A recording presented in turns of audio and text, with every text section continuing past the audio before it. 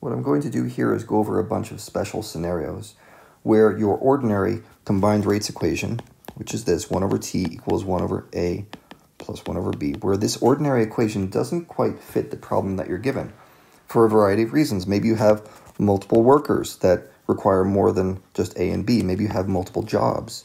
Maybe you know the total time, but you don't know how long it would take Bob by himself. Or maybe one of the workers is working against the other one, like they're trying to dig a hole and one guy keeps filling it in. Or maybe we don't know how many extra workers we need to finish a project according to a time limit. So let's go over some of these, and I won't solve problems all the way through for some of these. We'll just give the basic idea of how you approach it. So let's say you have 4 workers. Okay, and we want to know how long it takes them to do a job. Well, you would just say 1 over t equals 1 over worker A time plus worker B time, and you keep on adding workers like adding fractions. Okay, so see, now I've got 4 workers, and we would have to solve this rational equation, again, by finding common denominators and then crossing out all the denominators and solving for the variable. If you had multiple jobs, okay, something like this might pop up. If you have one person who can, I don't know, let's say a carpenter has hired people to build sheds, and one person can build a shed in 8 hours, another person can build the job in 6 hours, and the carpenter decides he wants to give these workers of his a big project and have them build 5 sheds. Question is, how long is it going to take to build 5 sheds? Well, this is easy. All you do is you figure out how long it takes them to build 1 shed, and then you multiply it by 5. Okay, so in this example, I'll just go through this one.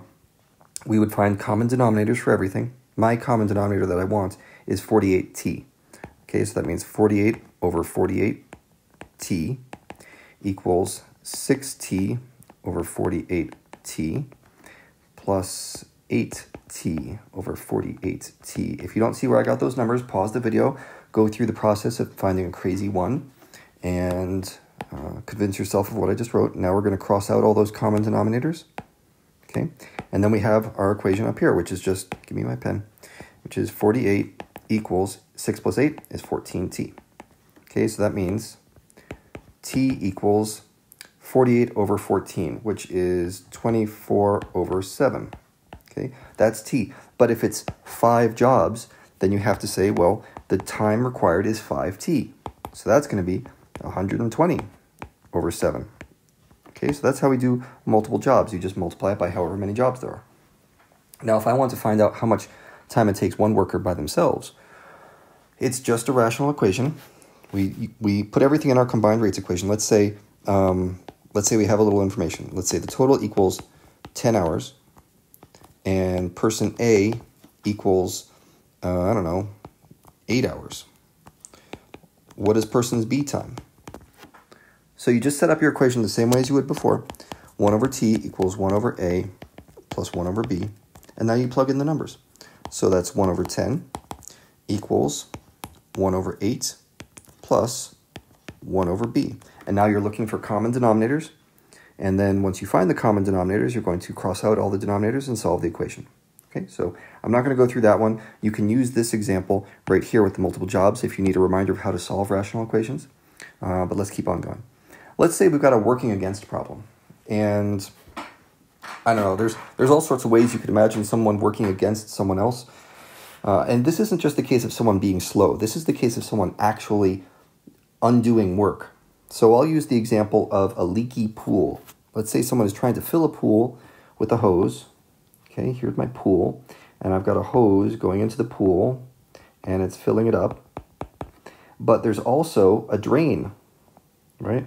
And some water is leaking out of the pool.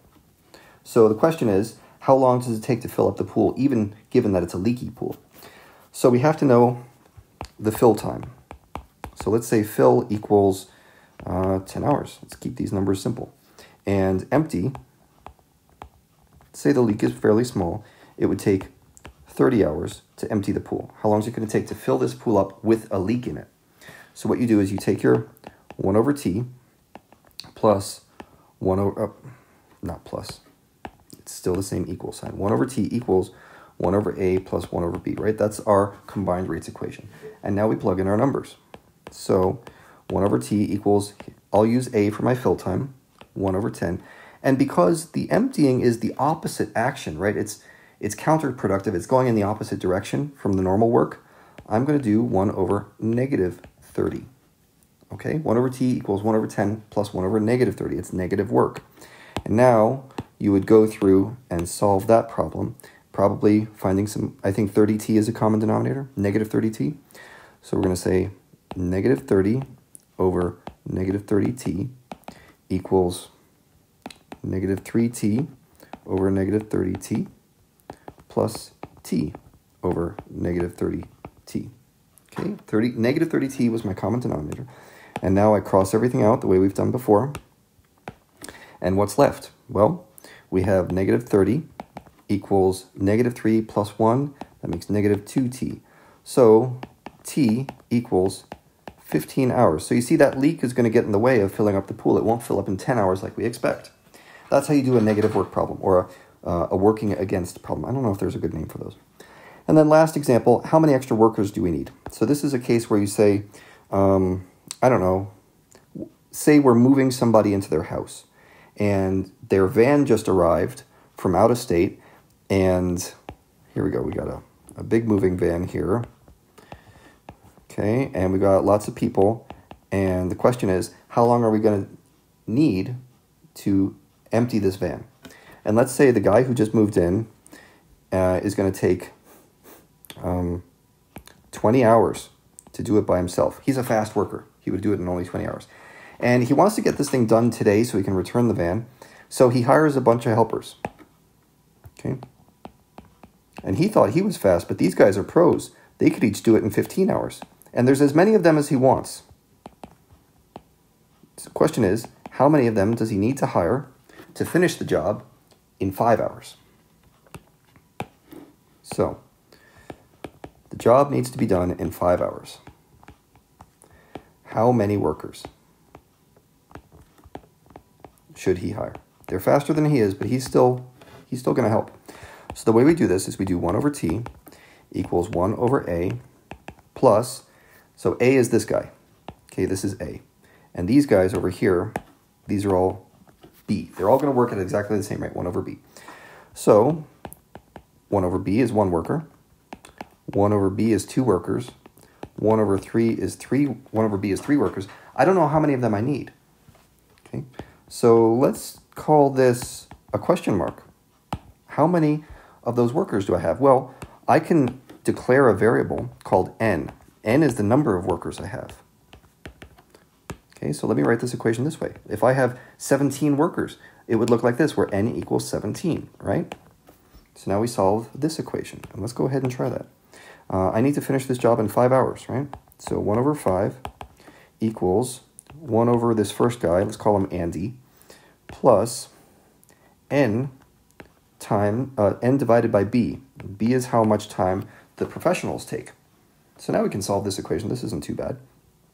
Let's see. This is going to be n equals 15 times 1 over 5 plus 1 over 20. That's just a rearrangement of what I did. Go ahead and use your basic algebra skills to do that one. You can see how I got those terms where they are. And I'm just going to pop these into a calculator here and see what this turns out to be. 1 over 5 plus 1 over 20.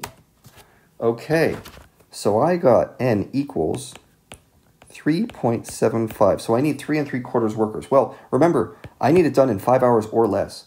So what that really means is n equals 4. My time will be less than 5 hours. That's what I want. But since I can't have a fraction of a worker, I'm just going to hire 4 extra guys, and we'll get the job done in under 5 hours. That's how this one works.